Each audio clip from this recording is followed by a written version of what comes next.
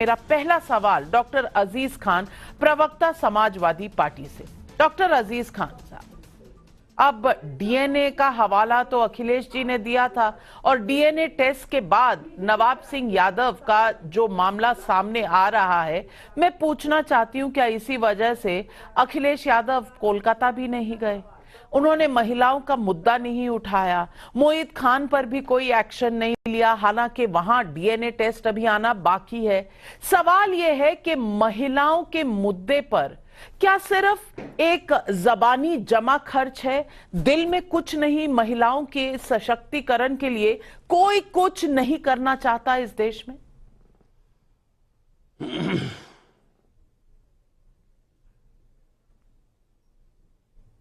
देखिए नाविका जी, आपका सवाल जो है ये मुझे लग रहा पता नहीं क्यों जायज है नाजायज है। आप जिस तरह सवाल कर रही हैं कि साहब फला फला लोग कलकत्ता नहीं गए। देखिए एक बात आप बताऊं, आज जो राजनीति बंगाल में हो रही है उस डॉक्टर बेटी के न्याय के लिए राजनीति नहीं हो रही है, बल्कि राजनीति अपनी पार्टी को चमकाने के लिए हो रही है। उसको न्याय दिलाने की राजनीति नहीं हो रही है। जब सीबीआई जांच हो रही है वहां, तो फिर किसके खिलाफ प्रदर्शन किया जा रहा है यह मैं नहीं समझ पा रहा हूं।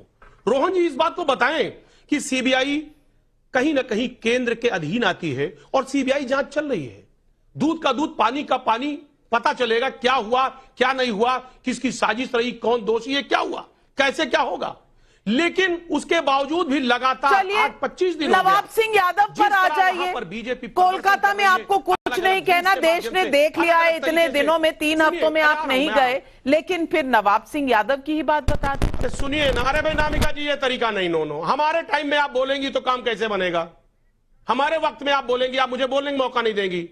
आप मुझे बात करते हैं। सवाल तो नवाब सिंह यादव पर सीधा है, उस पर बोल दीजिए ना। आप मुझे कहने दें।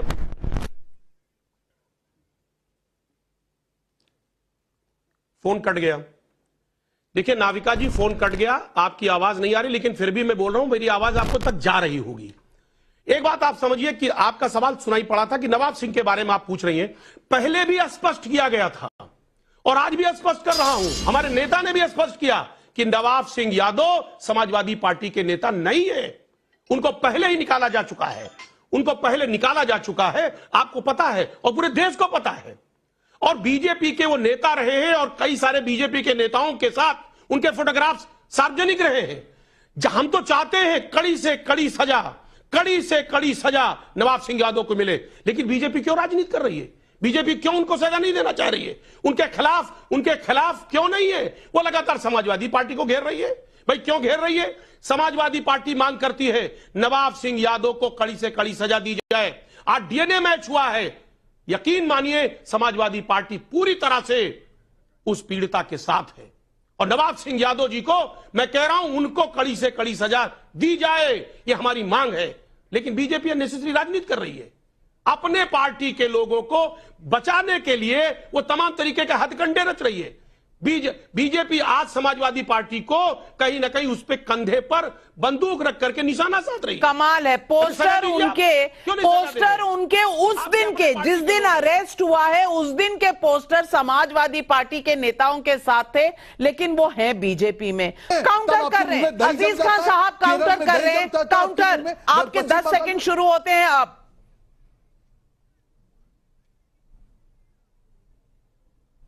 नाविका जी, मेरी रोहन जी से गुजारिश है, बीजेपी से गुजारिश है कि महिलाओं पर राजनीति ना करें। ये वो लोग हैं, ये सवाल कौन कर रहा है जो मणिपुर के बेटियों के साथ क्या क्या अत्याचार हुआ, क्या क्या अन्याय हुआ, ये वो लोग आज सवाल खड़ा कर रहे हैं।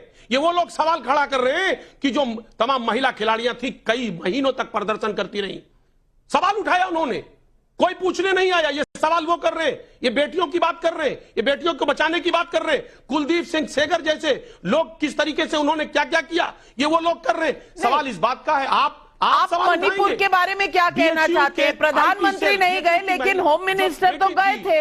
अरे सुनिए ना मेरी बात कंप्लीट। होम मिनिस्टर तो गए थे ना। अब देखिए नाविका जी, आप डिफेंड मत करिए, रोहन जी को डिफेंड करने दीजिए। ये कौन महिलाओं के बारे में कौन वकालत कर रहा है? ये वो लोग वकालत कर रहे हैं जो पहले से घिरे हुए हैं, पहले से कई लगातार जब से शासन सत्ता में आए हैं, सिर्फ नारा है इनका कि बीजेपी मैदान में महिलाओं के सम्मान में, लेकिन हकीकत है वो नारा कोरा कागज साबित हो रहा है।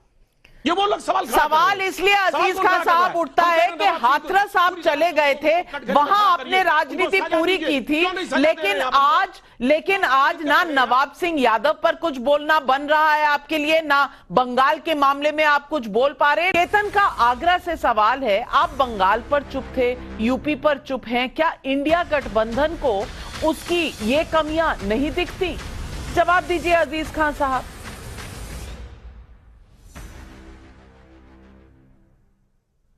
देखिए नाविका जी, यही अफसोस होता है कि समझने का फेर है। उत्तर प्रदेश में एनसीआरबी का आंकड़ा है कि 3690 रेप हुए हैं एक साल में, पर डे 11 रेप हो रहा है। उत्तर प्रदेश की सरकार किस तरह विफल है और महिलाओं पर किस तरह अत्याचार हो रहा है, रेप हो रहे हैं, मेरे ख्याल से पूरा दुनिया देख रहा है, पूरा देश देख रहा है। सिर्फ दावे बड़े बड़े हैं। आप नवाब सिंह को कह रहे हैं, हम लोग लगातार मांग कर रहे हैं नवाब सिंह को आप सजा दीजिए। आप नवाब सिंह को उठा करके थोप रहे समाजवादी पार्टी पे।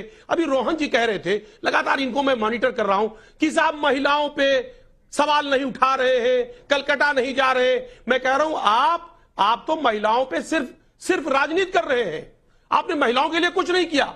तमाम महिलाएं राजनीति नहीं कर रहे हैं अजीज खान साहब, चाहे वो मणिपुर, अजीज खान साहब आप राजनीति नहीं कर रहे। आपने डेटा सुनाया कि सबसे ज्यादा रेप उत्तर प्रदेश में है, कन्विक्शन रेट भी बता देते, सबसे हाईएस्ट उत्तर प्रदेश में है। उत्तर प्रदेश की अगर आबादी ज्यादा है तो नंबर भी ज्यादा होगा। और आपका वाक्य, आपने जो वाक्य किया ये फेर है, ये आप फेर कर रहे हैं। अजीज खान साहब बहुत अदब से आपको कहूंगी, समझने का फेर, महिलाओं के मुद्दे में महिलाओं के साथ इस तरह के बर्ताव में आप समझने की फेर की बात कर रहे हैं। किसी महिला के साथ जब इस तरह का कोई वाकया होता है, आप जानते हैं महिला के ऊपर क्या बीतती है, उसके घर वालों के ऊपर क्या बीतती है। और नवाब सिंह यादव एक नाबालिग बच्ची के साथ अगर उनका ये आरोप है तो आप जानते हैं उस बच्ची की मनोस्थिति क्या होगी, उसके माता पिता की, उसके परिवार की मनोस्थिति क्या होगी। आप कह रहे हैं ये समझने का फेर है, एक महिला का मुद्दा सिर्फ समझ का फेर है। अब नाविका जी, नाविका जी जब बोलने ही नहीं देंगी, कंप्लीट ही नहीं करने देंगी, तो बात क्या, डिबेट का क्या मतलब रह गया। मैं बीजेपी से गुजारिश करता हूं, मांग करता हूं कि महिलाओं पर राजनीति ना करें। आज हमारी बहनें जो हैं वो असुरक्षित हैं, उन पर राजनीति हो रही है, तमाम उनके साथ अत्याचार हो रहा है। मैं कह रहा हूं चाहे वो बहन समाजवादी से जुड़ी हो, चाहे कांग्रेस से जुड़ी हो या बीजेपी से जुड़ी हो, उसके अजमत से खिलवाड़ नहीं होना चाहिए। वो देश से जुड़ी है। इस देश का हमेशा इतिहास रहा है कि इस देश ने हमेशा बहन बेटियों की इज्जत की है। समाजवादी पार्टी उस विचारधारा की है।